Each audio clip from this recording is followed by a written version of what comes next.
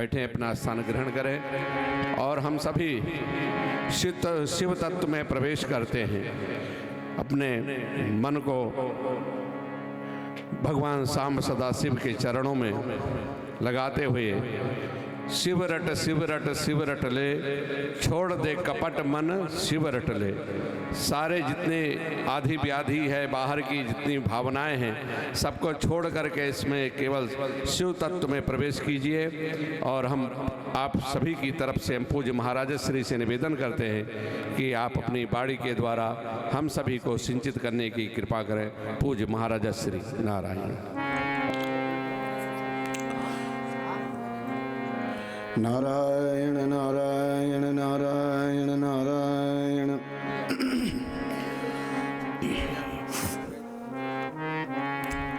श्री गणेशाय नमः। श्री सरस्वत्यै नमः। श्री सांब सदाशिवाय नमः।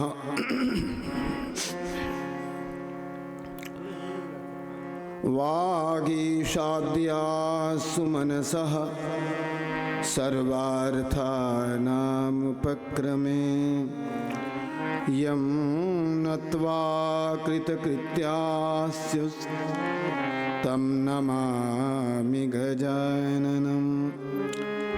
शारदा शारदां भोज वदना वदनाम्बुजे सर्वदा सर्वदास्माकं सन्निधिं सन्निधिं क्रियात्। वागीशायस्य वदने लक्ष्मीर्यस्य च वक्षसि यस्यास्ते हृदये संवित् तं नृसिंहमहं भजे। विश्वसर्ग विसर्गादि नवलक्षणलक्षितं श्रीकृष्णाख्यं परं धाम जगद्धाम नमामि तत्। आद्यन्तमङ्गलमजात समानभावमार्यं तमीशमजरामरमात्मदेवं पञ्चाननं प्रबलपञ्चविनोदशीलं सम्भावये मनसि शङ्करमम्बिकेशम्। वन्दे वन्दनतुष्टमानसमतिप्रेमप्रियं प्रेमदम् पूर्णं पूर्णकरं प्रपूर्णनिखिलैश्वर्यैकवासं शिवम्।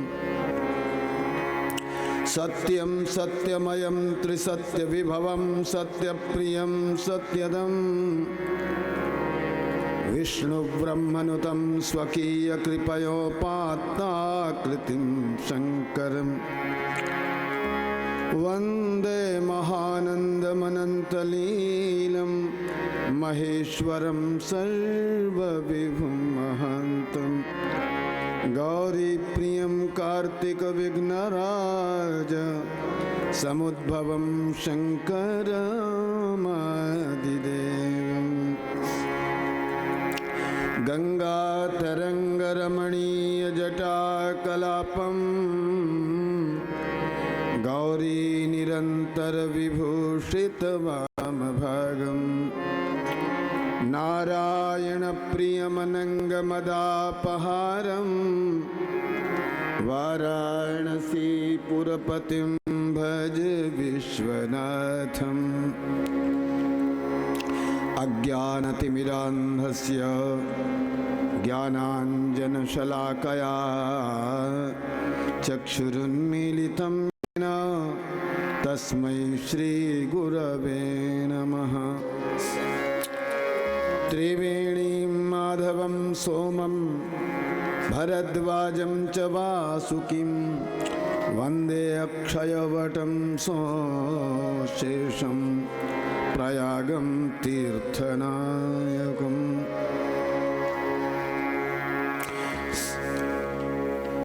विश्वेशं माधवं ढुण्ढिं दण्डपाणिं च भैरवं वन्दे काशीं गुहां गङ्गां भवानीं मणिकर्णिकाम्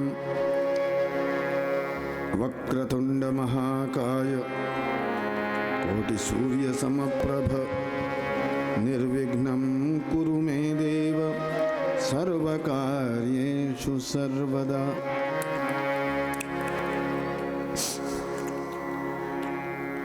आइए दो चार बार भगवान के मंगलमय नाम का उच्चारण करें।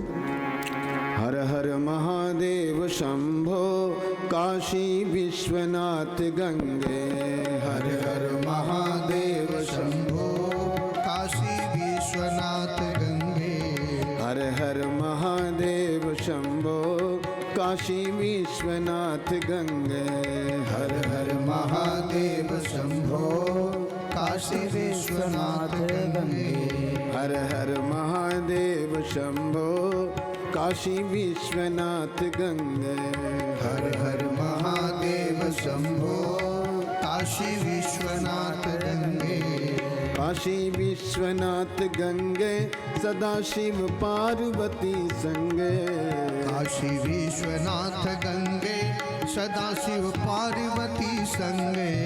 काशी विश्वनाथ गंगे गौरा पार्वती संगे। काशी विश्वनाथ गंगे गौरा पार्वती संगे। हर हर महादेव शंभो काशी विश्वनाथ गंगे। हर हर महादेव शंभो काशी विश्वनाथ गंगे।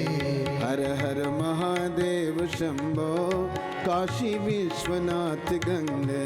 हर हर महादेव शंभो काशी विश्वनाथ गंगे। हर हर महादेव शंभो काशी विश्वनाथ गंगे। हर हर महादेव शंभो काशी विश्वनाथ गंगे। काशी विश्वनाथ गंगे सदाशिव पार्वती संगे। काशी विश्वनाथ गंगे सदाशिव पार्वती संगे। काशी विश्वनाथ गंगे गौरा पार्वती संगे। काशी विश्वनाथ गंगे गौरा पार्वती संगे। हर हर महादेव भोले। शंभो काशी विश्वनाथ गंगे। हर हर महादेव शंभो काशी विश्वनाथ गंगे। हर हर महादेव शंभो काशी विश्वनाथ गंगे। हर हर महादेव शंभो काशी विश्वनाथ गंगे। हर हर महादेव शंभो काशी विश्वनाथ गंगे। हर हर महादेव शंभो काशी विश्वनाथ गंगे। हर हर महादेव शंभो काशी विश्वनाथ गंगे। हर हर महादेव शंभो काशी विश्वनाथ गंगे। काशी विश्वनाथ गंगे। काशी विश्वनाथ गंगे। काशी विश्वनाथ गंगे। काशी विश्वनाथ गंगे। बोलिए शंकर भगवान की जय हो। परम्बा पार्वती मैया की जय हो। श्री गणेश भगवान की जय हो। श्री स्कंद भगवान की जय हो। श्री नंदीश्वर भगवान की जय हो। श्री वीरभद्र भगवान की जय हो। श्री काल भैरव भगवान की जय हो। श्री हनुमान जी महाराज की जय हो। तीर्थराज प्रयागराज महाराज की जय हो। गंगा मैया की जय हो। यमुना मैया की जय हो। सरस्वती मैया की जय हो। वेणी माधव भगवान की जय हो। शेष भगवान की जय हो वासुकी भगवान की जय हो आद्य जगत गुरु शंकराचार्य भगवान की जय हो धर्म सम्राट परम पूज्य स्वामी श्री करपात्री जी महाराज की जय हो अनंत श्री विभूषित ब्रह्मलीन परम पूज्य स्वामी श्री विष्णुआश्रम जी महाराज की अनंत श्री विभूषित ब्रह्मलीन परम पूज्य स्वामी श्री लक्षेश्वराश्रम जी महाराज की जय हो शैवराट कैलाशवासी श्री रामलोचन स्वरूप ब्रह्मचारी जी महाराज की जय हो परम पूज्य स्वामी श्री प्रबोधाश्रम जी महाराज की जय हो परम तपस्वी ब्रह्मचारी श्री सर्वेश्वर स्वरूप ब्रह्मचारी जी महाराज की जय हो सब संतों की जय हो सब भक्तों की जय हो धर्म की जय हो अधर्म का नाश हो प्राणियों में सद्भावना हो विश्व का कल्याण हो गोहत्या बंद हो गौ माता की जय हो हारा हारा महादेव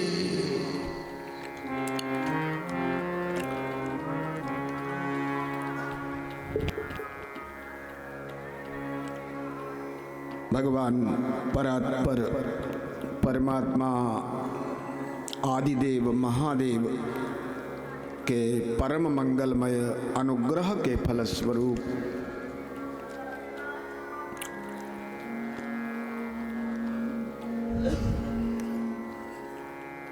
शैवराट कैलाशवासी जिन हाँ बोल हर हर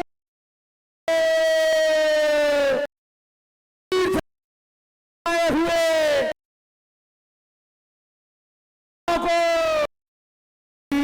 ब्रह्मचारी जी महाराज के नक्षत्र पांडाल में भंडारा की हरिहर पधारो हरिओ ठीक है महादेव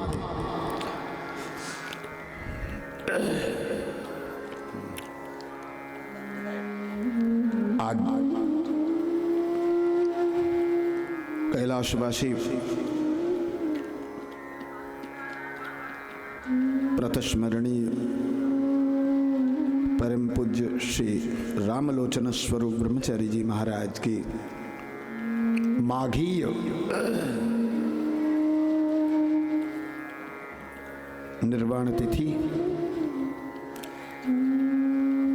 और इसी के उपलक्ष्य में परम पूज्य महाराज श्री की चरण पादुकाओं का पूजन का समाराधन अब तक संपन्न हुआ।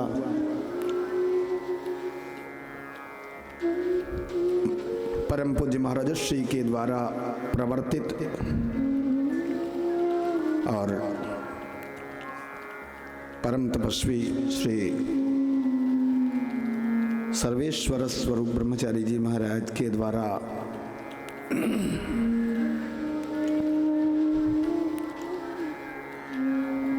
प्रवर्तित परंपरा के ढंग से अनवरत संचालित इस परम पवित्र शिविर में परम पूज्य स्वामी श्री प्रबोधाश्रम जी महाराज की अध्यक्षता में भगवान सदाशिव के वांग्मय स्वरूप श्री शिव महापुराण का हम सबको आश्रय प्राप्त हुआ। भगवान शिव के दो स्वरूप हैं मुख्यतः, एक तो सगुण साकार हस्त पादादिमान पंचानन गंगाधर त्रिनेत्र चिता भस्मधारी, जो भगवान का हस्त पादादिमान स्वरूप है, सगुण साकार वपु। एक तो वह, और दूसरा भगवान देवाधिदेव महादेव का लिंगात्मक स्वरूप। लिंगम तो द्विविधम प्रोक्तम, ये शिवलिंग यहाँ रुद्र संहिता में दो प्रकार का बताया। एक तो बाह्य शिवलिंग और दूसरा आभ्यंतर शिवलिंग। ये चाहे स्थावर जंगमात्मक लिंग हो, ये स्थावर जंगम जितने प्राणी हैं ये सब शिवलिंग के स्वरूप हैं, या फिर स्वयंभू लिंग या पारद का शिवलिंग या बाण लिंग, ये सब जितने भी शिवलिंग के स्वरूप हैं ये सब बाह्य लिंगों में आते हैं। और दूसरा जो शिवलिंग है वो अंतः शिवलिंग है, आभ्यंतर शिवलिंग है, सूक्ष्म है। और उस सूक्ष्म स्थूल शिवलिंग की आराधना से ही भगवान देवाधिदेव महादेव की अर्चना समर्चना हम प्रारंभ करते हैं। और इसके पश्चात धीरे धीरे जो हमारे भीतर, जैसे घट के भीतर आकाश है व्याप्त, भीतर भी है और बाहर भी है, ऐसे ही आकाश के समान जो आत्म तत्व हमारे भीतर विराजमान है, जो चेतन तत्व विराजमान है, वह चेतन तत्व, वह आत्म तत्व, उसे आंतर शिवलिंग कहा गया। और उस आंतर आभ्यंतर शिवलिंग की आराधना ज्ञानी किया करते हैं। जो शिव तत्व को जानते हैं, जिन्हें शिव तत्व का परिज्ञान है, ऐसे शिव के वास्तविक स्वरूप का, उनका अंदर बाहर यत्र तत्र सर्वत्र उस शिव तत्व का दर्शन करने वाले जो तत्वज्ञ महापुरुष हैं, वो उन्हें बाह्य शिवलिंग की वे आराधना करें। हम सबको एक शिक्षा देने के लिए, हम सबको अनुशासित करने के लिए, हमारे समक्ष एक आदर्श प्रस्तुत करने के लिए वे स्थूल शिवलिंग की आराधना तो करते ही हैं। और जब स्थूल शिवलिंग की आराधना करते दिखाई नहीं पड़ते हैं, जब आपको वो खाते दिखाई पड़ते हैं, सोते दिखाई पड़ते हैं, चलते फिरते दिखाई पड़ते हैं वे ज्ञानी महापुरुष, तो महाराज उस समय भी उनकी वो अंतः शिवलिंग की आराधना वो उस समय भी करते रहते हैं, आत्मचिंतन में डूबे रहते हैं। और ये आत्मचिंतन में निमग्न रहना, ये आभ्यंतर शिवलिंग की अर्चना है। ये श्री रुद्र संहिता में कहते हैं, यथा जले सुकमलम सलिलैर नावलिप्यते तथा ज्ञानी गृहे तिष्ठन कर्मणा नावबध्यते। जैसे जल में कमल रहता है, पर जल का प्रभाव कमल पर नहीं होता है, वह कमल जल से गीला नहीं होता है, वो जल कमल पर ठहरता नहीं है। और इसी प्रकार से ज्ञानी चाहे घर में रहे और चाहे वन में रहे और चाहे वह कर्म करता दिखाई पड़े और चाहे कर्म का अकर्ता दिखाई पड़े, वो कर्म का जो लेप है, जो बंधन है, वो ज्ञानी को प्राप्त नहीं होता है।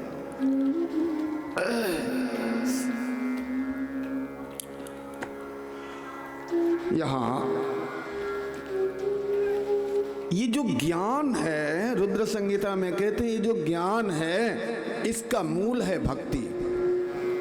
बिना भक्ति के ज्ञान, भक्तेर मूलम तु सत्कर्म, बिना भक्ति के पहले तो साधनात्मिका भक्ति होती है, फिर साध्या भक्ति होती है। तो साधनात्मिका भक्ति है भगवान महादेव का पूजन करना, उन्हें जल चढ़ाना, उनके नाम का संकीर्तन करना, उनकी कथा का श्रवण करना, उनका स्मरण चिंतन करना, ये सब साधनात्मिका भक्ति में है। और इस साधनात्मिका भक्ति से साध्यात्मिका भक्ति का अर्थ है भगवान सदा शिव के चरणों में अभिन्न निष्ठा, शिवाकारा वृत्ति का निर्माण। महाराज ये है साध्यात्मिका भक्ति। और इस प्रकार की जो साध्यात्मिका भक्ति है, शिव के चरणों में परम प्रेम का प्रागट्य हो जाना, और ये जो शिव के चरणों में जो परम प्रेम है, ये परम प्रेम ही साध्यात्मिका भक्ति है। और इस प्रकार का जब भगवान देवाधिदेव महादेव के चरणों में परम प्रेम अपने हृदय में प्रादुर्भूत होता है, तो उससे ज्ञान की,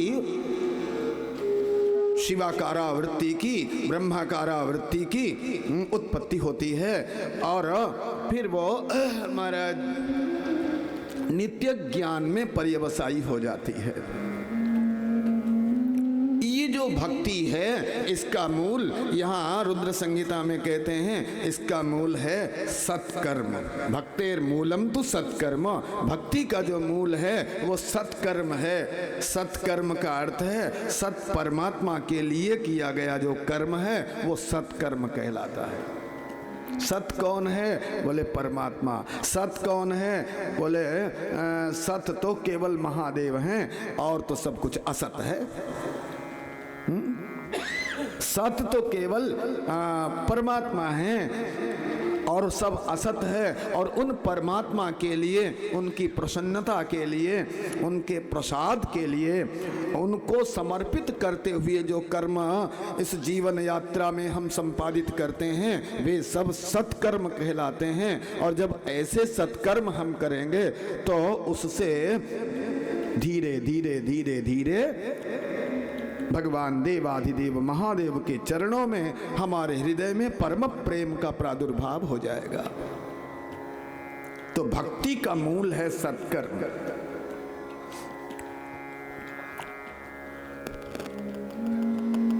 और सत्कर्म का मूल कौन है? सत्कर्म क्या है ये कौन बतावेगा? बोले तन्मूलम सद्गुरु प्रोक्ता। ये तो सद्गुरुदेव ही बतावेंगे कि तुम किसके पात्र हो, तुम किसके अधिकारी हो। भाई कौन सी दवाई हमें खानी है, हमें बुखार है कि हमें कौन सा रोग है, ये तो डॉक्टर साहब के पास जाके पता लगेगा।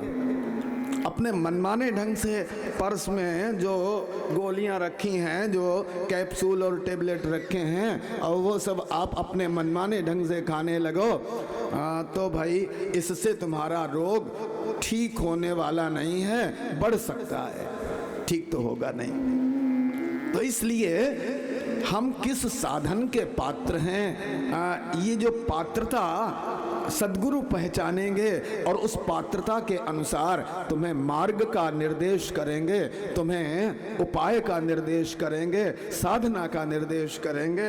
तो इसलिए महाराज यहाँ सद्गुरु, ये जो सद्गुरुदेव हैं यही सत्कर्म का निर्देश करते हैं। तो सत्कर्म की जड़ हैं, सत्कर्म के मूल हैं सद्गुरुदेव। कब मिलेंगे? अब सद्गुरु कैसे मिलेंगे? बोले सत्संग से मिलेंगे। जब तुम सत्संग की आदत डालोगे तो सत्संग करते करते तुम्हें संगत्या गुरुराप्येत, सत्संग से तुम्हें गुरुदेव की प्राप्ति होगी। अब यहां ये बता रहे हैं कि देखो भाई, एक तो कर्म होता है निष्काम कर्म और दूसरा होता है सकाम कर्म। एक तो आप निष्काम भाव से भगवान देवाधिदेव महादेव की प्रसन्नता के लिए, उनको प्रसन्न करने के लिए, और उनके लिए जल चढ़ा रहे हो, उनके लिए उनकी पूजा कर रहे हो, उनकी प्रसन्नता के लिए उनके मंत्र का जप कर रहे हो। अनेना सदा शिव प्रियताम, इस सत्कर्म से सदा शिव प्रसन्न हो। तो एक तो ये, और दूसरा मार्ग ये है कर्म का कि भाई इससे ये जो हम व्रत रख रहे हैं, 16 सोमवार के व्रत रखे हैं, इससे हमारा लक्ष्मी जी की वृद्धि हो जाए, इससे नौकरी लग जाए, इससे बेटी का विवाह हो जाए, हाँ, इससे पुत्र की प्राप्ति हो जाए।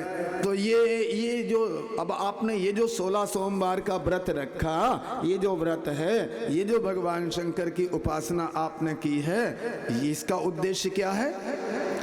बोले इसका उद्देश्य है तुमने जो कामना की है उसकी पूर्ति। तो ये कैसा कर्म हुआ? बोले इसको बोलते हैं सकाम कर्म। तो जैसी वासना वैसी उपासना। यहां ये बताया है कि देखो भाई, तुम्हारे मन में जैसी वासना है और वैसी ही उपासना करो। तो यहां दोनों प्रकार के कर्मों को महत्व दिया गया श्री शिव महापुराण में। एक तो निष्काम कर्म को विशेष महत्व दिया गया।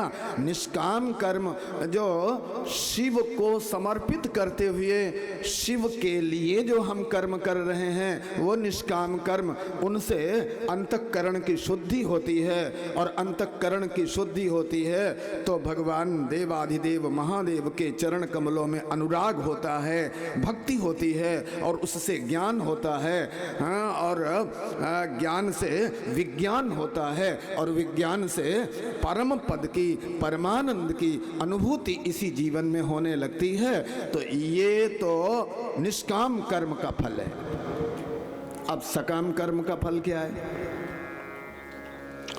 सकाम कर्म का फल है जो कामना पूर्वक भगवान देवाधिदेव महादेव की आराधना करते हैं।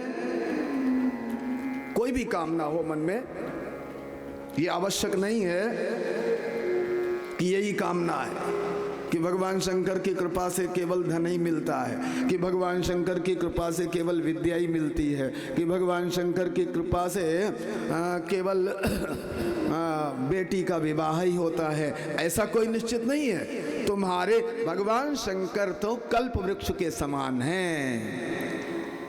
जैसे कल्प वृक्ष के नीचे पहुंच के तुम जैसी कल्पना करोगे, जैसी कल्पना करोगे, वैसी कल्पना को कल्प वृक्ष साकार कर देता है। उसी प्रकार भगवान देवाधिदेव महादेव का आश्रय तुम जिस कामना से करोगे, जिस कल्पना से करोगे, देवाधिदेव महादेव अपने उस प्रणत भक्त की समस्त कल्पनाओं को साकार कर देते हैं।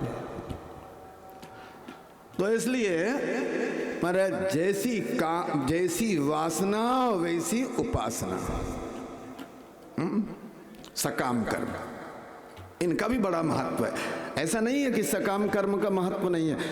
भाई माता जब अपने छोटे बच्चे को कड़ुआ काढ़ा पिलाना चाहती है और बच्चा मना करता है कि बहुत कड़ुआ है, हम नहीं पिएंगे, बहुत कड़ुआ है, हम नहीं पिएंगे, बालक बार बार मना करता है, तो माँ क्या करती है? एक हाथ में लड्डू लेती है।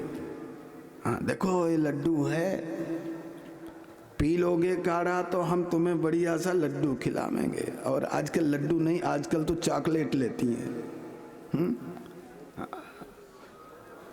वो 100 रुपए वाला चॉकलेट देंगे तुम्हें, बड़ा वाला, हाँ छोटे छोटे नहीं।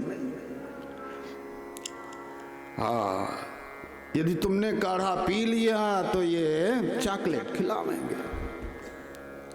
तो माँ का उद्देश्य क्या है? चॉकलेट खिलाना, चॉकलेट तो बहाना है, लड्डू तो बहाना है,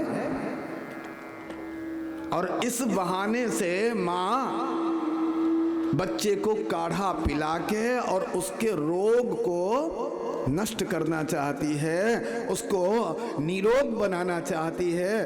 तो चॉकलेट और लड्डू तो बहाना है, हाँ, वास्तव में माँ का उद्देश्य अपने बालक को स्वस्थ करना है। ऐसे ही ये जो हमारे वेदों में, हमारे शास्त्रों में, हमारे पुराणों में जो सकाम कर्मों का बड़े विस्तार से वर्णन किया गया है कि भाई ये सत्कर्म करोगे तो ये फल, ये सत्कर्म करोगे तो ये फल, हाँ, ये जो सकाम कर्म बताए हैं ये इसलिए बताए हैं कि भाई उस फल को के लालच में कम से कम तुम भक्ति के मार्ग में आगे तो बढ़ो, भक्ति के, हाँ, शिव भक्ति के पथ पर एक बार पैर तो रखो,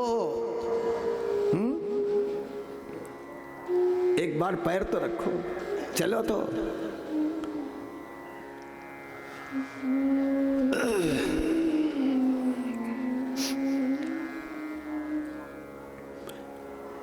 ये इसलिए यहां पर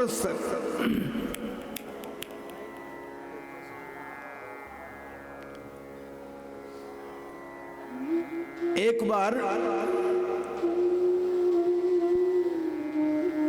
बार पैर तो रखो, और इसीलिए सकाम कर्म यहां बताए गए हैं। तो अब यहां ये बताया गया भाई किस उपासना से कैसे उपासना करें और किस उपासना से क्या फल मिलता है। तो पहले तो भगवान शंकर को कौन सा पुष्प चढ़ावें और उससे क्या फल मिलता है ये बताया, हाँ? किस पुष्प के द्वारा भगवान देवादिदेव महादेव की आराधना करने पर क्या फल मिलता है, ये बड़े विस्तार से बताया। जैसी वासना वैसी उपासना। तो कमलैर्बिल्वपत्रैश्च शतपत्रैस्तथा पुनः शंख पुष्पैस्तथा देवीं लक्ष्मी कामोर्चयेत् शिवम्। देखो, कमल पुष्प के द्वारा जो भगवान शंकर की आराधना करते हैं उन्हें क्या मिलता है? जो भगवान शंकर की कमल पुष्प चढ़ाते हैं भगवान शंकर पर, भगवान विष्णु ने कमल पुष्प से आराधना की भगवान शंकर की। तो कमल पुष्प से भगवान शंकर की आराधना की तो कमला उनकी पत्नी बन गई। बोलो हारा हारा। कमला किसे कहते हैं? लक्ष्मी जी को।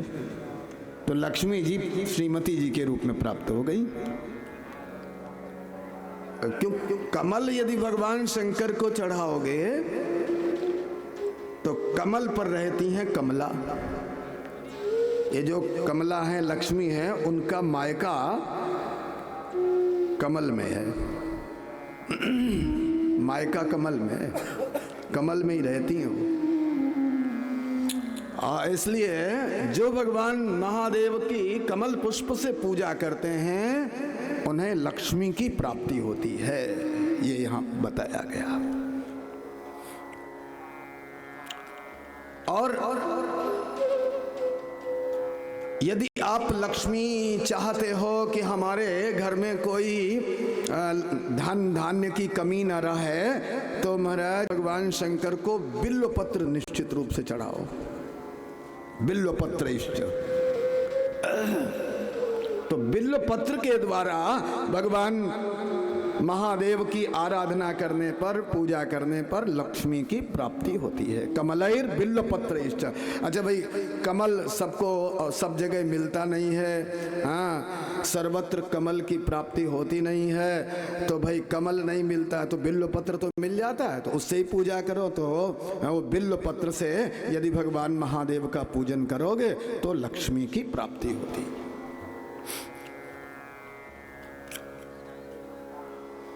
शंख पुष्प के द्वारा पूजा करने पर भी लक्ष्मी की प्राप्ति होती है।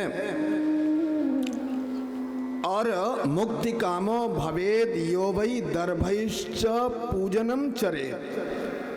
और जो व्यक्ति चाहता है मोक्ष, मुक्ति की यदि कामना है तो कुशा से भगवान महादेव की पूजा करनी चाहिए।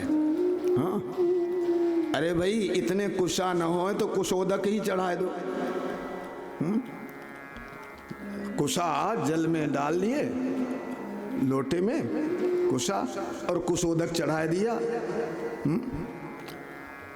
और यदि कुशा हैं तो कुशा भगवान महादेव पर कुशा समर्पित करने से मोक्ष की अनुभूति होती है, मोक्ष की प्राप्ति होती है। ये यहाँ बता रहे हैं। आयु कामो भवेद यो वै दूर्वाभि पूजनम चरेत। और जो ये चाहता है कि हम 100 वर्ष तक जिए, हमारी दीर्घायु हो, लंबी आयु हो, सो लंबी आयु की जिसके मन में इच्छा है वो भगवान देवादिदेव महादेव का दूब से, दूर्वा से पूजन करे। तो दूब चढ़ाने से दीर्घायु होती है। और जिस घर में संतति की वृद्धि नहीं हो रही है, संतान की प्राप्ति नहीं हो रही है, उन्हें पुत्र कामो भवेद यो वै धतूर कुसुमैश्चरेत। तो भाई धतूरे के पुष्प के द्वारा भगवान देवादिदेव महादेव की पूजा करवाओ। पति पत्नी दोनों मिलके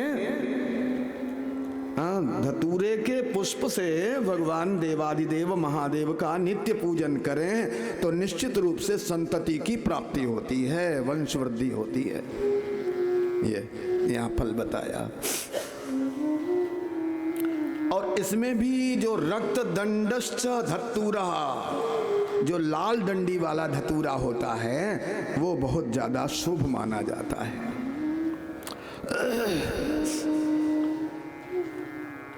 और यहाँ ये बताया कि भाई यदि तुलसी से भगवान देवादिदेव महादेव का पूजन करते हो, तुलसी, कई लोग कहते तुलसी नहीं चढ़ाना चाहिए, पर यहाँ शिव महापुराण में तो तुलसी से पूजन का बड़ा महत्व लिखा है।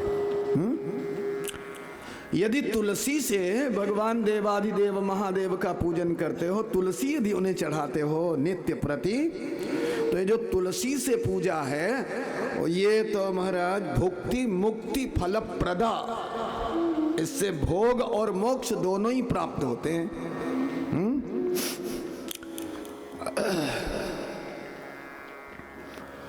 भुक्ति मुक्ति फल प्रदा। और अगस्त्य कुसुमैश्चैव पूजकस्य महद यशः। और ये जो अगस्त्य का फूल, अपराजिता का फूल, ये इससे यश की वृद्धि होती है, यश की वृद्धि। अर्क पुष्पई प्रतापश्च। और अकौआ के फूल से प्रताप की वृद्धि होती है। और महाराज ये जो गुड़हल का फूल है, कहते गुड़हल का फूल नहीं चढ़ाना चाहिए शंकर जी को, कई लोग बोलते हैं।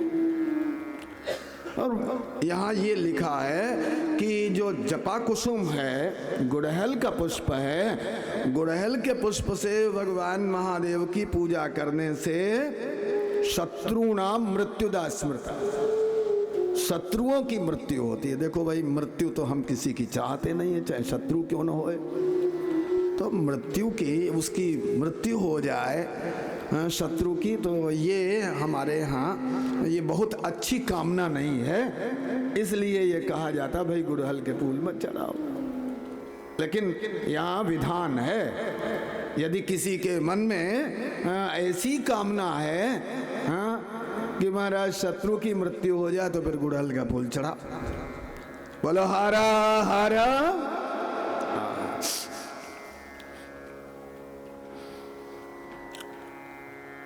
और रोगोच्चाटन का नीह कर वीराणी वैक्रमात्। और महाराज रोग मिटाने के लिए या उच्चाटन आदि के लिए कनेर के पुष्प से भगवान की पूजा करनी चाहिए, भगवान महादेव की।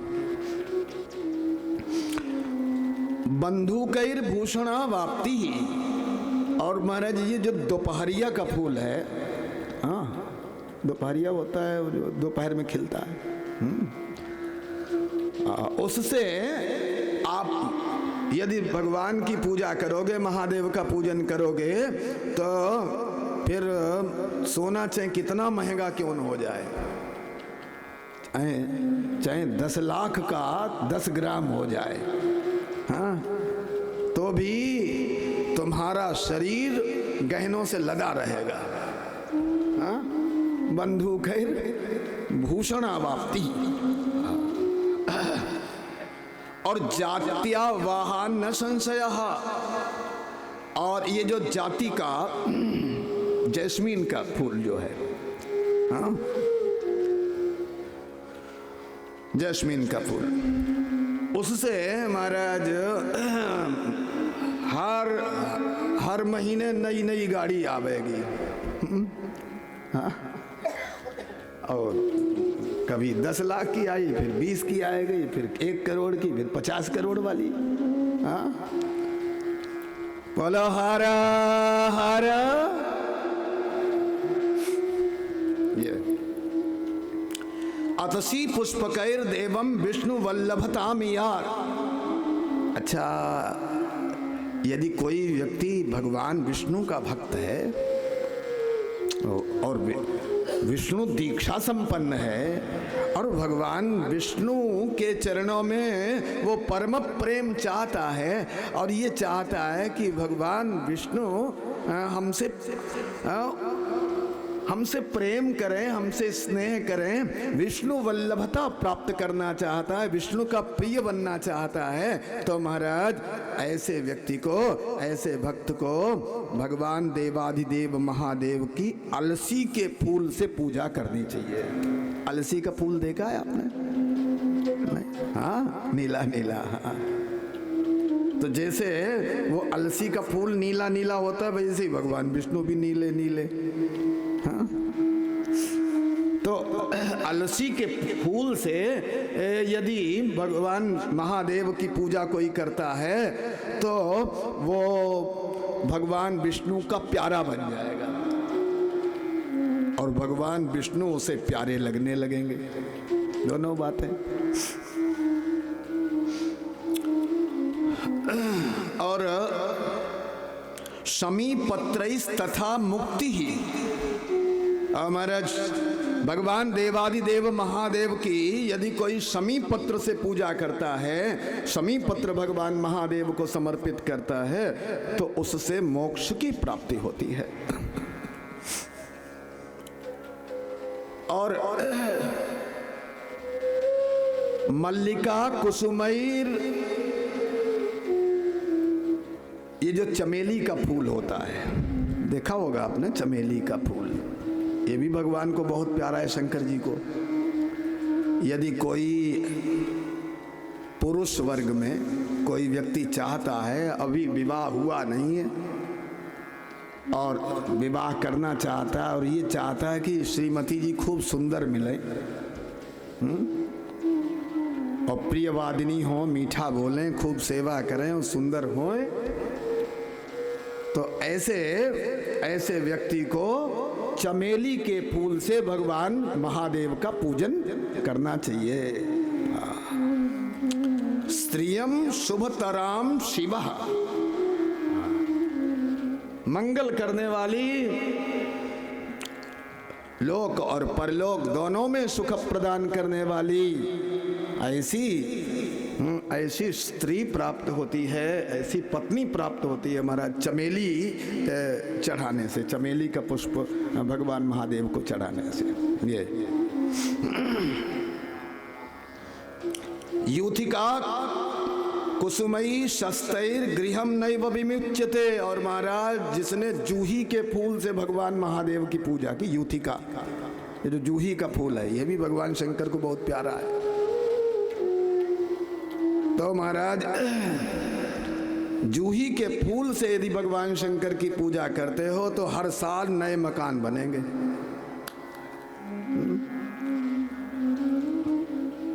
घर कभी साथ छोड़ता ही नहीं है। हाँ, नए नए घर मिल जाते हैं, नई नई कोठियां बन जाती हैं। हाँ, ये जूही के फूल की महिमा है। जूही के फूल से भगवान महादेव का पूजन करो। और कर्णिकारैस तथा वस्त्र संपत्तिर जायते नृणाम। और महाराज ये जो कर्णिकार का पुष्प है, ये अमलतास भी कहते हैं और कई लोग कनेर भी कहते हैं कर्णिकार को, और कई जगह अमलतास का पुष्प जो है वो भी बताया गया। तो ये जो कर्णिकार का, कनेर का पुष्प मान लो वो उपलब्ध होता है खूब। तो उससे यदि आप भगवान देवादिदेव महादेव की नित्य पूजा करते हो तो महाराज फिर नए नए कपड़े मिलेंगे। हाँ, नित्य नूतन वस्त्र यदि चाहता है कोई तो महाराज कनेर के फूल भगवान को चढ़ावे, शंकर भगवान को। वस्त्र संपत्ति ही जायते। और बिल्व पत्रैस तथा लक्ष्यैः सर्वान् कामान अवाप्नुयात्। और महाराज 1,00,000 बिल्व पत्रों से जो भगवान देवाधिदेव महादेव का पूजन करता है उसकी सारी कामनाएं एक साथ पूरी हो जाती हैं। बोलो हर हर।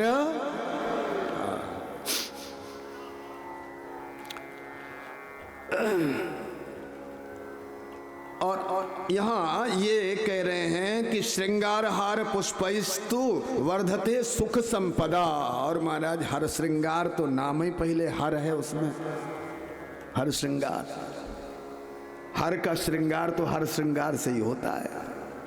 हाँ, तो जो हर श्रृंगार है इसके पुष्प तो भगवान महादेव को बहुत प्रिय हैं। तो हर श्रृंगार के पुष्पों से जो भगवान महादेव आदिदेव का पूजन करता है तो उसे सुख और संपत्ति सब मिलते हैं। कई लोगों को संपत्ति मिलती है पर संपत्ति से सुख नहीं होता है, और कई लोग महाराज बिना ही संपत्ति के सुखी रहते हैं। संपत्ति है नहीं लेकिन मौज में है। लेकिन हर श्रृंगार जो चढ़ाता है ना भगवान महादेव को, उसके पास संपत्ति भी होती है और सुख भी होता है। सुख और संपत्ति दोनों हर श्रृंगार के पुष्प से भगवान महादेव का पूजन करने से प्राप्त होते हैं। बोलो हर हर।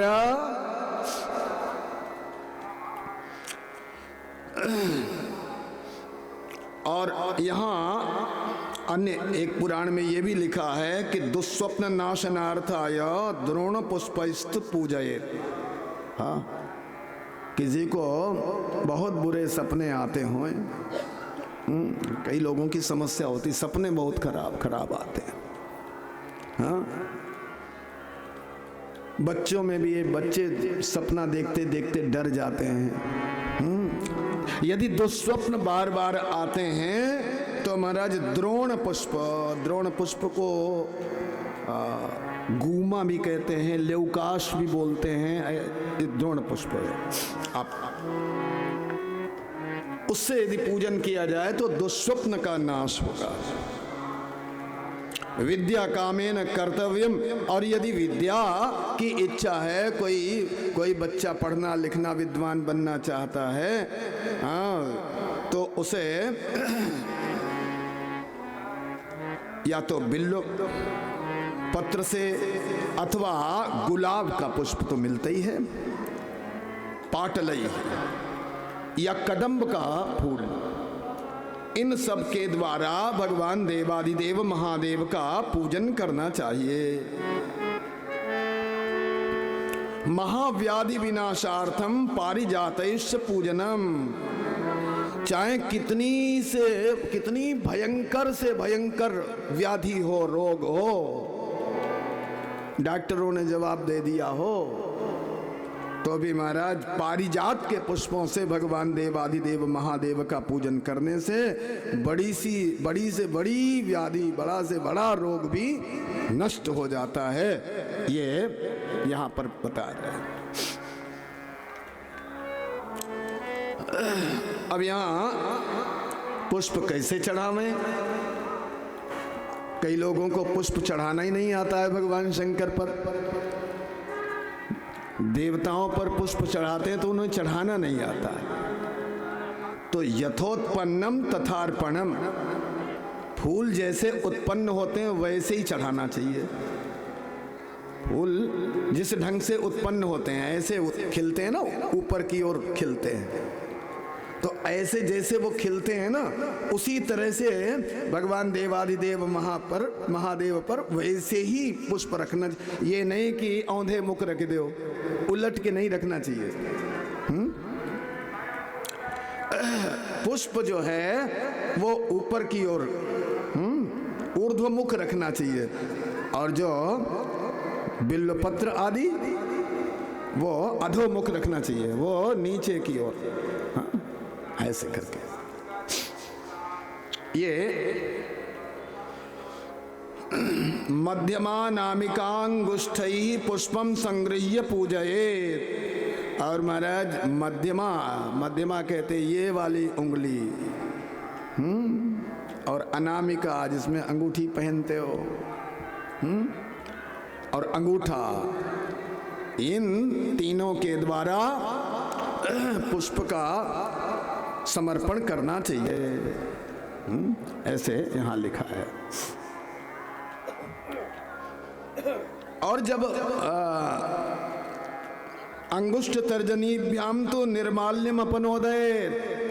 और महाराज जब भगवान शंकर पर चढ़े हुए पुष्प अथवा बिल्वपत्र को जब आप उठाओ तो कैसे उठाओ? क्यों? अब लोग ऐसे पकड़ के उठाने लगते हैं सीधे सीधे। तो वो जो निर्माल्य है उसको अंगुष्ठ तर्जनी, अंगूठा और तर्जनी ये वाली उंगली, और ऐसे करके इनसे अंगूठा और तर्जनी दोनों को मिला के तब उस निर्माल्य को उठाना चाहिए।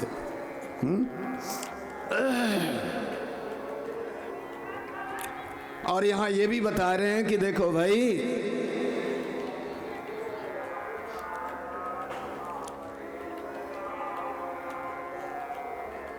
अमावस्या,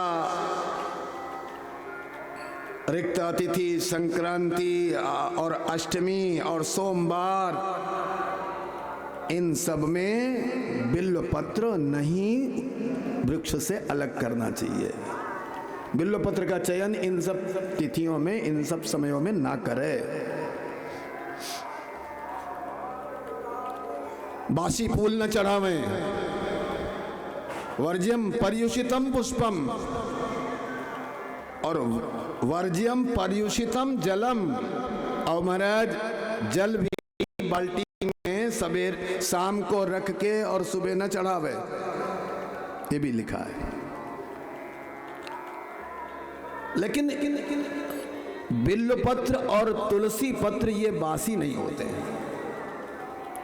न तुलसी पत्र बासी होता है और न बिल्वपत्र बासी होता है। यहाँ तक कि यदि तुलसी पत्र उपलब्ध ना हो और या बिल्वपत्र उपलब्ध ना हो तो महाराज चढ़े हुए बिल्वपत्र को भी धो के और फिर भगवान को अर्पित कर देना चाहिए। यदि उपलब्ध ना हो तो तब की बात है। वो तो बासी होता ही नहीं।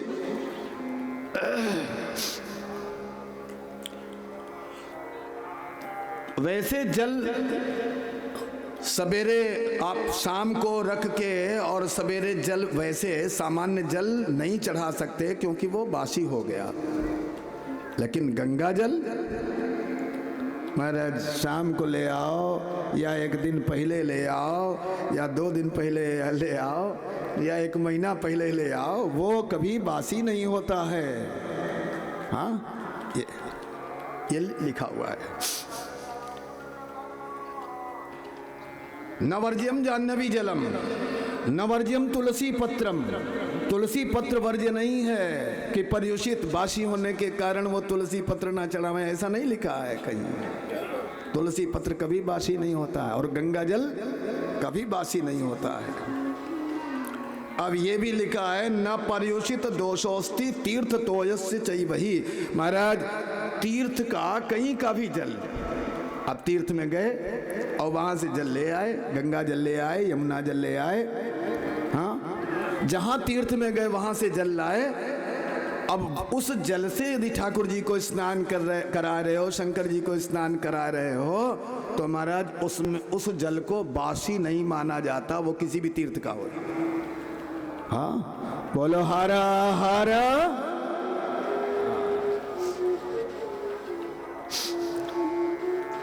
और एक और छूट दे दी, ये छूट दे दी कि न पर्युषित दोषोस्ति मालाकार गृहेषु च। महाराज यदि अपने हाथ से तुमने फूल तोड़ के शाम को रख लिए और सवेरे चढ़ाए रहे हो तो उसमें ये पुष्प बासी हो गए, उसका दोष लेगा। लेकिन माली के घर से सवेरे ले आए, अब भले ही वो बासी रखे हुए हैं, पहले दिन के रखे हुए हैं, अब तुम्हें क्या पता वो पहले दिन 1 दिन पहले लाया कि 2 दिन पहले लाया, वो तो खिले रखे। तो माली के यहां से जो पुष्प लाए हो वो भले ही 1 दिन पहले ले आया हो तो भी भगवान को वो पुष्प चढ़ाने में बासी का जो दोष होता है वो प्राप्त नहीं होता है। न पर्युषित दोषोस्ति मालाकार गृहेषु च। ये सब बातें हैं।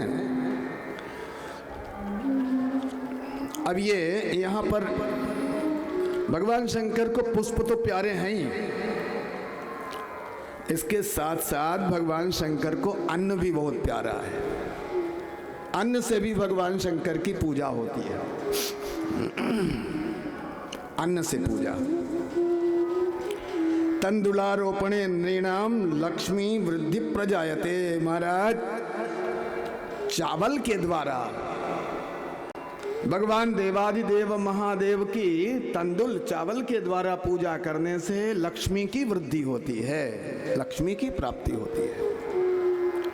तिलानाम च फलम लक्षम महापातक नाशनम। 1 लाख पल जो तिल हैं और उनसे पूजा करने पर भगवान महादेव की यदि तिल से पूजा करोगे तो बड़े से बड़े पाप भी नष्ट हो जाते हैं। ये तिल की में यव पूजा च मुनि भी स्वर्ग सौख्य विवर्धिनी। और महाराज भगवान शंकर की यदि कोई व्यक्ति जौ से पूजा करता है, जौ चढ़ाता है भगवान महादेव को, तो उसे इसी जीवन में यहीं धरती पर स्वर्ग का सुख मिल जाएगा। स्वर्ग सौख्य विवर्धिनी। और गोधूमान्नैस् तथा पूजा प्रशस्ता शंकरस्य वै। और भगवान को तो गेहूं भी चढ़ाए दो। शंकर भगवान तो ऐसे गेहूं से पूजा करने पर भगवान अत्यधिक प्रसन्न होते हैं। और जिसके घर में वंश वृद्धि नहीं हो रही हो, संतान न हो, उसे महाराज मूंग से भगवान शंकर की पूजा करनी चाहिए। दाल नहीं, साबुत मूंग। मुद्गा नाम पूजने देवः शिवो यच्छति वै सुखम। महाराज मूंग से पूजा करने पर परम सुख की प्राप्ति होती है।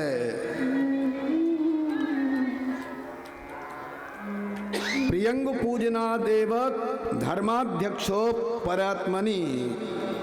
और महाराज ये प्रियंगु ककुनी होती है, हाँ क्या बोलते हैं, ककुनी बोलते हैं ना, हाँ हाँ, और उसके द्वारा पूजन करने पर महाराज धर्म अर्थ काम इन सब की वृद्धि होती है।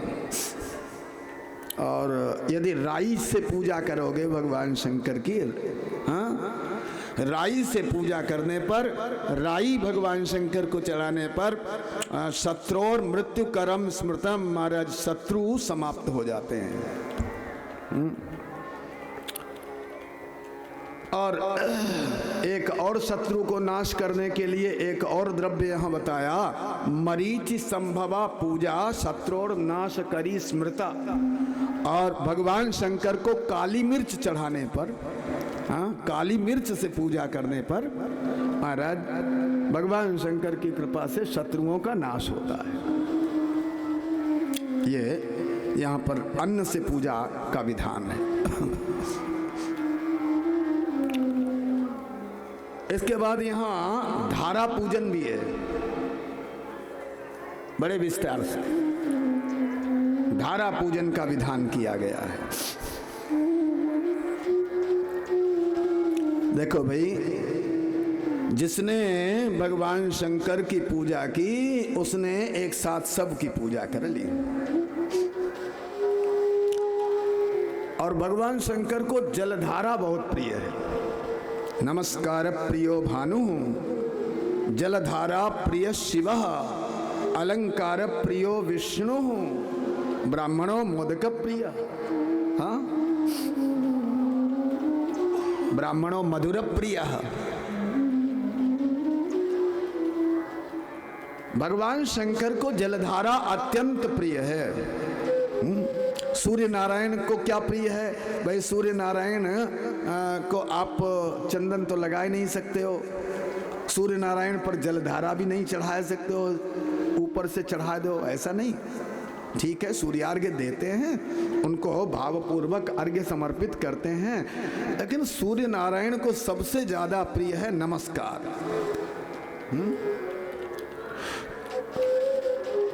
सूर्य नारायण को, उदित सूर्य नारायण को, अस्ताचलगामी सूर्य नारायण को यदि हाथ जोड़ के आप नमस्कार कर लेते हो तो इतने में ही सूर्य नारायण प्रसन्न हो जाते हैं। नमस्कार प्रियो भानु। और जलधारा प्रिय शिवा, भगवान देवाधिदेव महादेव को जलधारा अत्यंत प्रिय है। जलधारा प्रिय शिवा। अलंकार प्रिय विष्णु, और भगवान विष्णु को बहुत सुंदर सुंदर आभूषण पहनाओ, वस्त्र धारण कराओ, भगवान विष्णु खुश। अलंकार प्रियो विष्णु। और पंडित जी बोले उन्हें तो मीठा खिलाओ। ब्राह्मणों मधुर प्रिय, ये तो ब्राह्मणों मोदक प्रिय। मारे भगवान शंकर को जलधारा अत्यंत प्रिय है। जलधारा, ये जो धारा पूजन जब करते हैं, जब भगवान शंकर को जलधारा समर्पित करते हैं, वो चाहे लोटे से समर्पित कर रहे हो, चाहे श्रृंगी से समर्पित कर रहे हो, जैसे भी समर्पित कर रहे हो ना, उस समय दुनियादारी की बातचीत नहीं करनी चाहिए। कई लोग अभिषेक करते रहते हैं और बीच में बातचीत भी करते रहते हैं। अभिषेक भी चल रहा है और मोबाइल में फोन आ गया, किसी की कॉल आ गई तो तुरंत हेलो हेलो शुरू हो गए। तो धारा पूजन के समय दुनियादारी की बातचीत नहीं करनी चाहिए। धारा पूजन के समय स्तोत्रों का पाठ करें, एकादश रुद्र का, शतरुद्री का, या रुद्राष्टाध्यायी के 5वें अध्याय का, या रुद्र सूक्त का, या पुरुष सूक्त का,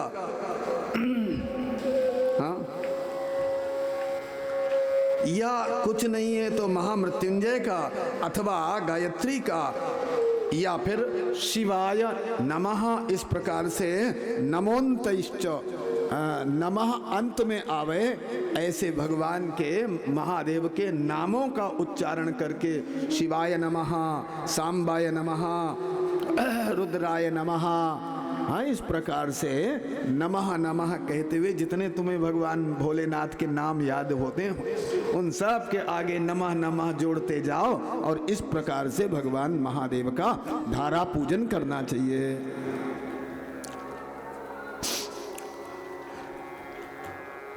धारा पूजन का इतना महत्व क्यों है भाई? धारा पूजन का महत्व है, जैसे जल की धारा का या दुग्ध की धारा का ध्यान रखा जाता है अभिषेक करते समय, धारा टूटे नहीं। हाँ, लगातार मंत्राभिषेक जब हम कर रहे हैं धारा के द्वारा, तो फिर उस समय धारा हर समय चलती रहे, टूटे नहीं।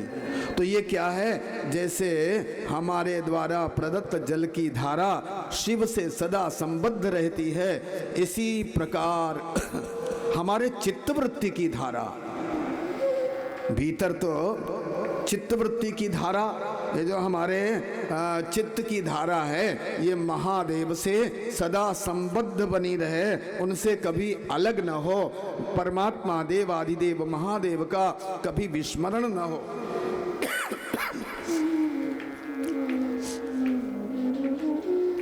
तो ये जो धारा है, इस धारा का कभी क्षय न हो। दो चार बार कीर्तन कर ले।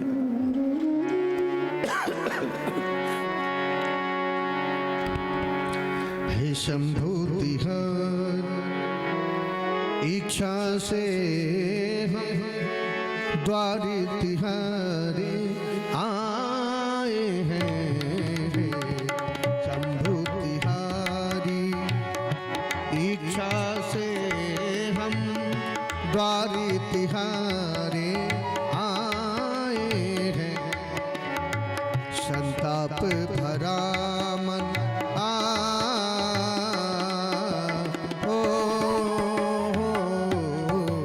संताप भरा मन ले करके हम द्वार तिहारे आए हैं।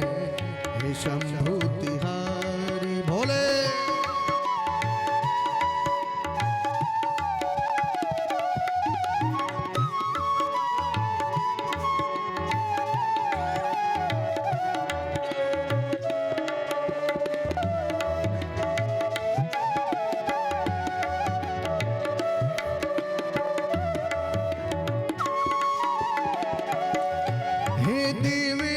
हे नीलकंठ, हे त्रिपुरारी कल्याण करो, इस जन्म मरण के बंधन को आसान करो, आसान करो।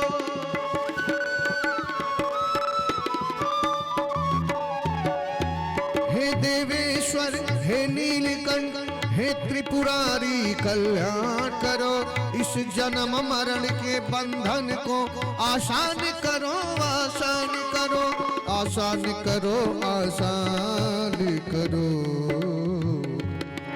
हम भंग धतूरे और बेल पत्र ले, भंग धतूरे बेल पत्र ले, तुमको मनाने आए हैं। शंभु तिहारी, इच्छा से हम द्वार तिहारे आए हैं। शंभु, हे शंभु, हे शंभु तिहारी। हर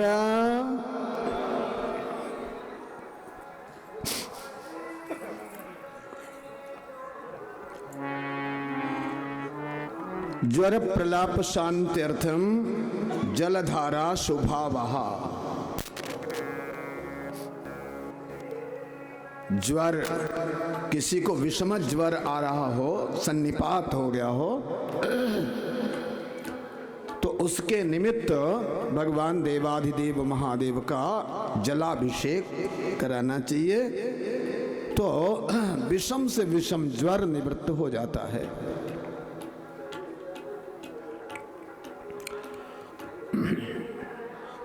और घृतधारा शिवे कार्य यावन मंत्र सहस्रकम, यदि वंश वृद्धि ना हो रही हो तो भगवान देवाधिदेव महादेव का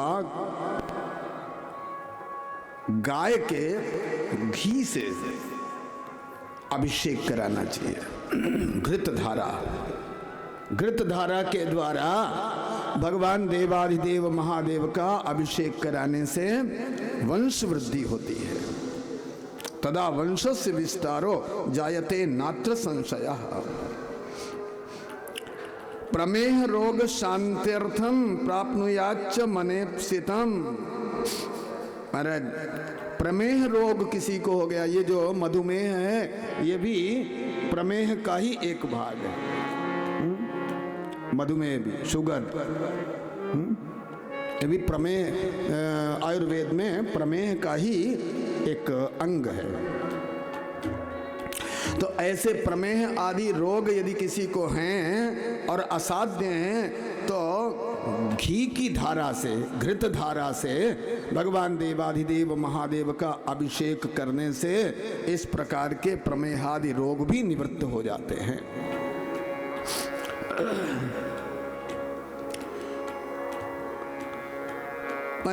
दूध की धारा का, गाय का दूध और उस गोदुग्ध की धारा से भगवान देवाधिदेव महादेव का अभिषेक करना बड़ा ही मंगलदायी है।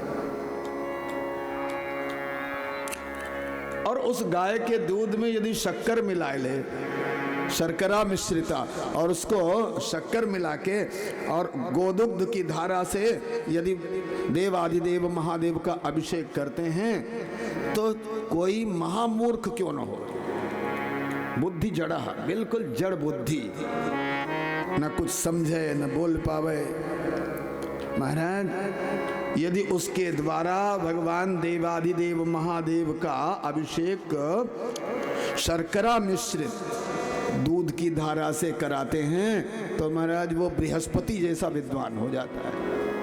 हाँ?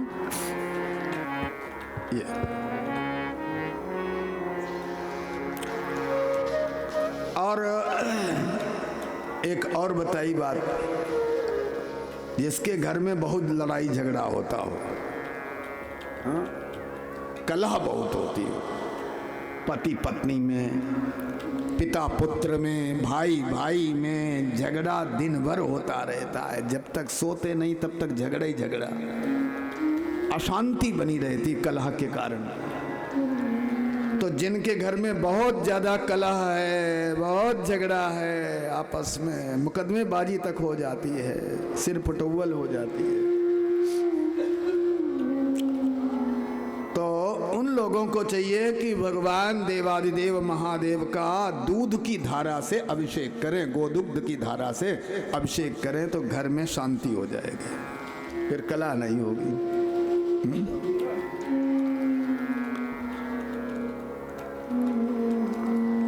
और शत्रुणाम तापनार्थम वही तैल धारा शिवोपरि। और यदि महाराज शत्रुओं को दुखी करना हो तो भगवान शंकर का अभिषेक तेल की धारा से करो। और भी महाराज सरसों का तेल हो तो फिर कहना ही क्या है। यदि सुगंधित तेल से भगवान महादेव का सुगंधित तेल से, इत्र से कह लो सीधे सीधे, इत्र से, यदि महादेव का इत्र से अभिषेक करोगे तो महाराज फिर दुनिया का कोई ऐसा भोग नहीं जो तुम्हें प्राप्त नहीं होगा। हाँ, सब प्रकार के भोगों की प्राप्ति इत्र के अभिषेक से होती है, ये लिखा है। वासिते नैव तैलेन भोग वृद्धि प्रजायते, और सारसपे नैव तेलेन शत्रुनाशो भवेत् ध्रुवम। और महाराज सरसों के तेल से यदि भगवान शंकर का अभिषेक किया तो शत्रुओं का नाश निश्चित है। और यदि कोई शहद की धारा से भगवान शंकर का अभिषेक करता है, मधु की धारा से अभिषेक करने पर महाराज फिर तो वो कुबेर बन जाता है। हाँ, यक्ष राजा यक्ष राजो वही गच्छेच्च शिव पूजनात्। महाराज कुबेरत्व की प्राप्ति हो जाती है, यक्षराज कुबेर की का स्वरूप हो जाता है, इतना धन होता है उसके पास। और धारा चेक्षु रसस्यापि सर्वानंद करी शोभे। और महाराज जो गन्ने के रस की जो धारा है वो भी भगवान शंकर को अत्यंत प्रिय है लक्ष्मी आदि की प्राप्ति के लिए। इक्षु रस की धारा। और ये तो सब आपको इकट्ठा करना पड़ेगा, ढूंढना पड़ेगा। गन्ने का रस, घी और गाय का दूध, मधु, इत्र, ये तो सब ढूंढना पड़ेगा। पर गंगा जी तो बह रही है ना, ले आओ गंगा जल। और गंगा जल की धारा से यदि भगवान देवाधिदेव महादेव का अभिषेक करोगे तो धारा गंगा जलस्यैव भुक्ति मुक्ति फलप्रदा। गंगा जल की धारा से भगवान का अभिषेक करने से भोग और मोक्ष दोनों प्राप्त हो जाते हैं। कितना सहज है। इस प्रकार से महाराज बहुत सुंदर प्रसंग। ये तो सब जैसी वासना और वैसी उपासना। और यहाँ एक इसी रुद्र संहिता के सृष्टि खंड के अंत में एक बड़ी बढ़िया कथा सुनाई है और उसका संक्षेप हम आपको बता देते हैं। यज्ञदत्त का बेटा था गुणनिधि, नाम था गुणनिधि, पर था वो दुर्गुण निधि। जैसे किसी का नाम हो गोरेलाल, नाम तो गोरेलाल और है तवा जैसा काला। हाँ? ऐसे इसका नाम तो गुणनिधि था पर था दुर्गुण निधि। जितने दुनिया के दुर्गुण थे, जितने पाप थे, सब ये करता था। खूब जुआ खेलता था और इतना बड़ा जुआरी था। इसके पिताजी तो बड़े विद्वान, यज्ञदत्त, खूब सम्मान पाते, खूब अच्छी दक्षिणा मिलती। और ये जो है वो सारा सामान जुआ में हार के आ जाता। और माँ से पिताजी पूछते कि अपनी पत्नी से पूछते कहाँ गया गुणनिधि, तो पत्नी कह देते कि अभी तो अपने मित्रों के साथ गया है गुरुकुल में विद्या अध्ययन करने। झूठ बोल देती। और ऐसा इस प्रकार से माँ ने अपने बेटे के दोषों को छिपाना प्रारंभ किया और छिपाने के लिए अपने पति से झूठ बोलती गई। प्रायः माताएं ये करती हैं, स्नेहवश अपने बच्चे के दोषों को छुपाने के लिए वो अपने पति से झूठ बोलती रहती हैं। और एक दिन ऐसा आता है कि महाराज वो दोष, वो दुर्गुण ऐसा विस्फोट होता है, सब प्रकट हो जाता है, सब दिखने लगता है क्या हुआ। इसने बहुत छुपाया और उसका गुणनिधि का विवाह हो गया, पर जुआ खेलना इसने छोड़ा नहीं। और एक दिन एक जुआरी के हाथ में यज्ञदत्त को अंगूठी दिखाई पड़ गई जो मिली थी दक्षिणा में। अब वो अंगूठी पहने जुआरी चला आ रहा था। उससे पूछा, भैया तुम्हें ये अंगूठी कहाँ से मिली? वो पहचान गए हमारी अंगूठी। तो उसने बताया कि तुम्हारा बेटा ही तो हार गया जुआ में। अरे तुम्हारा बेटा तो नगर का सबसे बड़ा जुआरी है। आप तो सुनते ही बड़े दुखी हुए, आए, पत्नी को कहा, पर पत्नी ने बहाना बनाया, नहीं नहीं यहीं रखी है अंगूठी और अभी देती हैं। अब पति ने, यज्ञदत्त ने कहा, अच्छा तो वो साड़ी कहाँ है, तो वो बर्तन कहाँ है जो हम लाए थे, तो वो वस्तु कहाँ है। अब अरे तुमने हमसे झूठ बोला और हम अभी प्रतिज्ञा करते हैं। आज से हम तुम्हारा त्याग करते हैं और तुम्हारे पुत्र का भी त्याग करते हैं। और उन्होंने उसी क्षण उन सब का त्याग करके और दूसरा विवाह कर लिया। ये कथा। और महाराज दूसरा विवाह कर लिया और उसके बाद गुणनिधि जो था बड़ा दुखी आया और अब तो हमें घर में प्रवेश मिलेगा नहीं।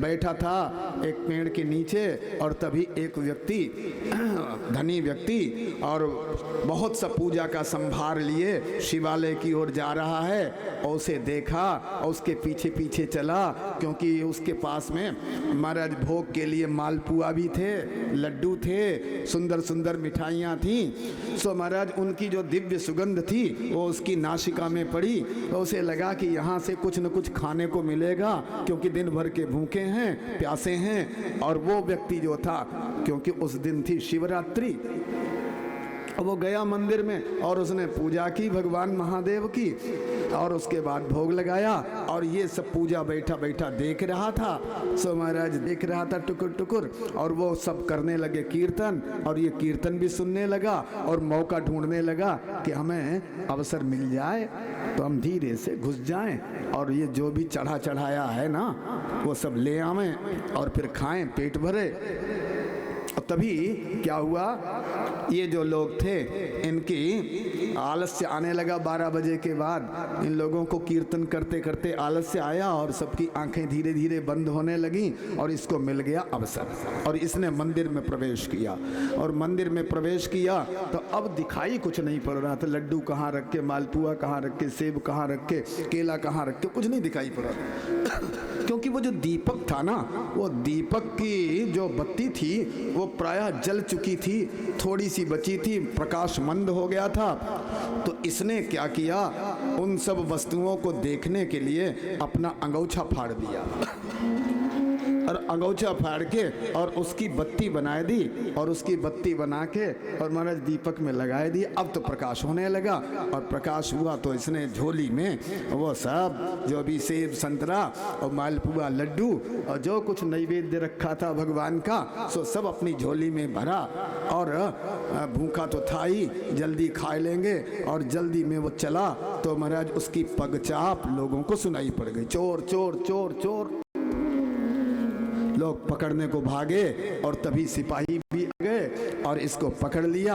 और महाराज ये भाग रहा था, भूखा था, इसलिए जल्दी जल्दी मुंह में वो जो प्रसाद था लड्डू खाता जा रहा था, मालपुआ खाता जा रहा था और भागता जा रहा था और मुख में वो भगवान महादेव का प्रसाद था और महाराज खाता भी जा रहा था। और तभी इसको पकड़ लिया और इतना मारा कि उसकी वही मृत्यु हो गई। हाँ, और मृत्यु हो गई। आप तो महाराज उसको लेने के लिए यमदूत आए और यमदूत आई थे कि तब तक भगवान शंकर के गण उसको लेने के लिए पधार गए। भगवान शंकर के गणों ने कहा तुम इसे नरक में ले जा रहे हो, अरे ये तो धर्मात्मा है। ये कैसा धर्मात्मा है? यमदूतों ने पूछा भगवान शंकर के गणों से। भगवान शंकर के गणों ने कहा कि तुम धर्म के तत्व को जानते नहीं हो, तुम बड़े मोटी बुद्धि के हो। स्थूल यहाँ ये शब्द आया, मोटी बुद्धि वाले हो, तुम्हें धर्म के तत्व का पता नहीं, बस तुम तो ऊपर ऊपर से धर्म की परिभाषा समझते हो। क्या है? तो भगवान महादेव के पार्षदों ने, गणों ने बताया कि देखो, पहली बात तो इसने भगवान देवाधिदेव महादेव के पूजन का अपनी आंखों से दर्शन किया। भक्त पूजन कर रहे थे और ये दर्शन कर रहा था। तो देखो, भगवान का पूजन करना इससे ही फल की प्राप्ति नहीं होती है। पूजन करते हुए जो भक्त हैं, भक्त पूजन कर रहे हैं और उस पूजन का यदि आप दर्शन कर रहे हो तो पूजन करने वाले को जो फल मिलेगा वही पूजन का दर्शन करने वाले को फल प्राप्त होगा। तो इसने एक तो पूजन का दर्शन किया और दूसरे ये शिवरात्रि के दिन सवेरे से भूखा प्यासा रहा, इसने व्रत भी कर लिया, खाया पिया भी कुछ नहीं और दर्शन कर रहा था और तुम ये सब कीर्तन कर रहे थे और ये कानों से श्रवण कर रहा था, तो श्रवण भी कर रहा था भगवान महादेव का नाम और पूजन का दर्शन भी कर रहा था। और एक इसने सबसे बड़ा काम किया कि भगवान शंकर के मंदिर में महाराज दीपक बुझने जा रहा था और इसने अपना अंगूछा फाड़ के और उसकी बत्ती बना के और उसे लगा दिया, तो वो मंदिर प्रकाशित होने लगा, मूर्ति प्रकाशित होने लगी। तो इसने महादेव को, जो स्वप्रकाश महादेव हैं, उन्हें प्रकाशित कर दिया। ये इसका बड़ा भारी पुण्य रहा। इसलिए और इसने भगवान का प्रसाद भी पा लिया, तो इसलिए ये तो महापुण्यात्मा है। इसे तो हम कैलाश ले जाएंगे और उसको बिठा के विमान पर और महाराज कैलाश विहारी बना दिया। कुछ समय बाद अगले जन्म में महाराज, अगले जन्म में वो दम नाम का राजा बना और उसने सिंहासन पर बैठते ही आदेश दे दिया कि हमारे आसपास के जितने गांव हैं और हमारे जितने नगर हैं और उन नगरों में जितने मंदिर हैं, गांवों में जितने मंदिर हैं, सब में भगवान शंकर की आरती होनी चाहिए। हाँ, सायंकाल सब दीप दान करेंगे। गांव के जो प्रधान थे, नगर के जो प्रधान थे, उन सबको आदेश दिया कि ये घोषणा कर दो और हमारे राज्य में यदि किसी ने भगवान महादेव के मंदिर में दीपदान नहीं किया तो हम उसे दंडित करेंगे। ये उसने घोषणा कर दी। अब तो महाराज उसके राज्य में सब दीपदान करने लगे। उसने स्वयं दीपदान किया और उसने सबसे दीपदान करवाया मंदिर में, और इसलिए उस पुण्य के प्रभाव से वो अगले जन्म में कुबेर बन गया, यक्षराज कुबेर। इस प्रकार से देखो, एक दीप दान करने मात्र से और वो भी लोभ से, अपना अंगूछा फाड़ के और दीपक में लगाने से, और दीप दान करने से, और उसको वो महाराज कुबेर बन गया। तो जो श्रद्धा भक्ति पूर्वक भगवान देवाधिदेव महादेव की आरती करेंगे, उनके कल्याण में संशय ही क्या है। तो हो गया आरती का समय, और हम सब लोग कर ले कीर्तन। हर हर महादेव शंभो काशी विश्वनाथ गंगे, हर हर महादेव शंभो काशी विश्वनाथ गंगे, हर हर महादेव शंभो काशी विश्वनाथ गंगे, हर हर महादेव शंभो काशी विश्वनाथ गंगे, काशी विश्वनाथ गंगे गौरा पार्वती संगे, काशी विश्वनाथ गंगे गौरा पार्वती संगे, हर हर महादेव शंभो काशी विश्वनाथ गंगे, हर हर महादेव शंभो काशी विश्वनाथ गंगे, हर हर महादेव शंभो काशी विश्वनाथ गंगे, हर हर महादेव शंभो काशी विश्वनाथ गंगे। बोले शंकर भगवान की जय। कल की कथा में भगवती पराम्बा सती का प्राकट्य और उनका प्रसंग कल आप श्रवण करेंगे। समय से पधारे। ओम मा चंद्रमा मानसो जातश्चक्षोः सूर्यो अजायत श्रोतराद्वायुष्य पराणस्य मोघा अग्निराजायत। जय शिव ओंकार, भज ओम शिव ओंकार, ब्रह्मा विष्णु सदा शिव, ब्रह्मा विष्णु सदा शिव, अर्धांगी धारा ओम हर हर हर हर महादेव। एकानन चतुरानन पंचानन राजेश, पंजानन राजे, हंसासन गरुड़ासन, हंसासन करुणासन, वृषवाहन साजे। ओम हर हर हर हर महादेव।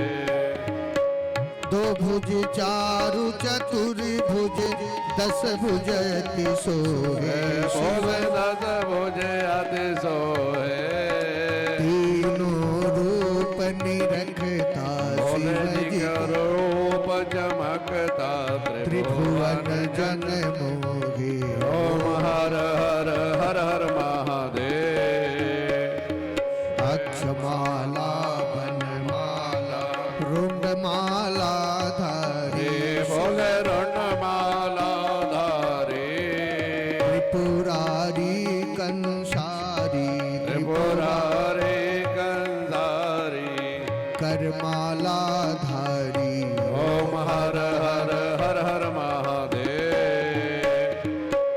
श्वेतांबर पीतांबर बाघंबर अंगे। बोले बागंबर अंगे। सनकादिक गरुड़ादिक सनकादिक गरुणादिक भूतादिक संगे। ओम हर हर हर हर महादेव। हर मध्य सुख मंडलु चक्र त्रूलधारी। बोल चक्र त्रूलधारी। सुखकारी दुखहारी सुखकारी दुखहारी। जग पालनकारी। ओम हर हर हर हर महादेव। ब्रह्मा विष्णु सदा शिव जानत अविवेका। बोल जानत अविवेका। प्रणवाक्षर के मध्य ओंकाक्षर के मध्य तीनों एका। ओम हर हर हर हर महादेव। त्रिगुण स्वामी जी की आरती जो कोई नर गावे। वे बोले प्रेम सहित गावे। कहत शिवानंद स्वामी मन भजत हरि हर स्वामी मनवांछित फल पावे। ओम हर हर हर हर महादेव। ओम जय शिव ओंकारा मन भज शिव ओंकारा। ब्रह्मा विष्णु सदा शिव ब्रह्मा विष्णु सदा शिव हरिरांगी धारा। ओम हर हर हर महादेव। ओम हर हर हर महादेव। ओम हर हर हर महादेव। कर्पूर गौरम गौरम करुणावतारम संसार सारं भुजगेन्द्रहार। सदा वसन्तं हृदयारविन्दे भवं भवानी सहितं नमामि त्वमेव माता च पिता त्वमेव त्वमेव बन्धो च सखा त्वमेव त्वमेव विद्या द्रविणं त्वमेव